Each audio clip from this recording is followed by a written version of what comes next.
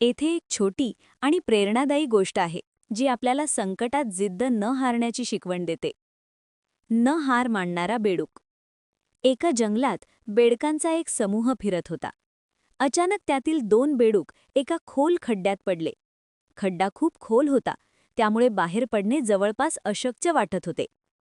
वर असलेल्या इतर बेडकांनी जेव्हा खड्ड्याची खोली पाहिली तेव्हा ते ओरडून म्हणू लागले, "हा खड्डा खूप खोल आहे, तुम्ही कधीच बाहेर येऊ शकणार नाही, प्रयत्न सोडून द्या, आता काहीच होऊ शकत नाही."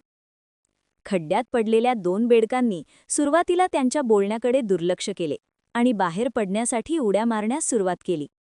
पण वरचे बेडूक सतत ओरडत होते, "प्रयत्न करू नका, हे अशक्य आहे."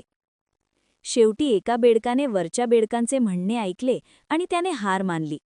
तो खाली बसला आणि काही वेळातच निराशेने त्याचा मृत्यू झाला. पण दुसऱ्या बेडकाने मात्र प्रयत्न थांबवले नाहीत. तो आधीपेक्षाही जोरात उड्या मारू लागला. वरचे बेडूक पुन्हा ओरडले, "अरे वेड्या, ऐक आमचं, उगाच त्रास करून घेऊ नकोस, तू बाहेर नाही येऊ शकत." पण तो बेडूक अधिकच जोमाने उडाला आणि शेवटी एका मोठ्या उडीसह बाहेर पडलाच. जेव्हा तो बाहेर आला तेव्हा इतर बेडकांनी विचारले, "तुला आमचा आवाज ऐकू येत नव्हता का? आम्ही तुला थांबायला सांगत होतो." तेव्हा त्या बेडकाने साइन लँग्वेजमध्ये इशारे करून सांगितले की तो बहिरा आहे. त्याला वाटले की वर उभे असलेले सर्व बेडूक ओरडून त्याला उत्साहित म्हणजे एन्करेज करत आहेत. या गोष्टीचे तात्पर्य: 1. शब्दांमध्ये मोठी शक्ती असते.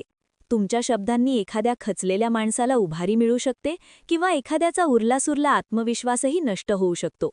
2. नकारात्मकतेकडे दुर्लक्ष करा.